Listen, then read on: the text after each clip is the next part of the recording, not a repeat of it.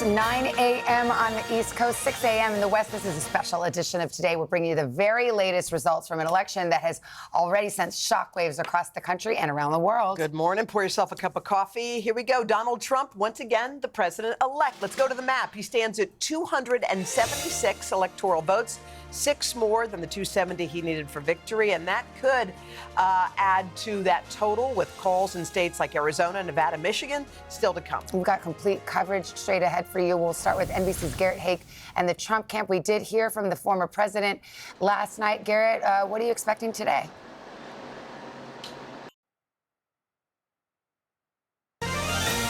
It's been a very long 26 hours, 27. How many did you put in? 28? No, this is like a Vegas casino. There are no clocks. I know. You've been running on no food, no drink. You're keeping it going, but it's time for rest. All right? Well, our whole NBC News team has been amazing, and we passed the baton over. Our coverage is going to continue. Yep. We're going to take a closer look at what J.D. Vance will bring to Washington as the vice president-elect. Well, you are. I'm going to... Welcome back. We've got a special edition of Today. It's a Wednesday morning. You know what's happening right now at 9:30? Savannah's napping. She's napping, and the markets are opening on Wall Street. Everyone's got their eye there right after this election. We're going to have more on that in a moment. And again, Savannah is getting some well-deserved rest. And we are re-energized with this man here. Craig got a 2-hour nap, back in the saddle, ready to go, and we're still covering election returns. In fact, let's get caught up on the very latest. Donald Trump will return to the White House as the 47th president of these United States, president-elect with 276 electoral votes so far this morning. That number expected to grow. Several states still too close to call, but take a look at the popular vote right now.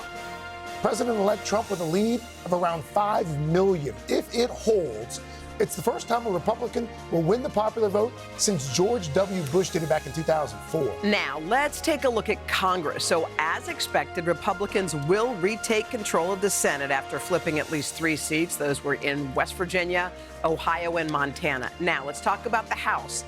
The House is still a toss-up. We may not know results for a week. Republicans do hold the lead this morning. Dozens of races still left to be called.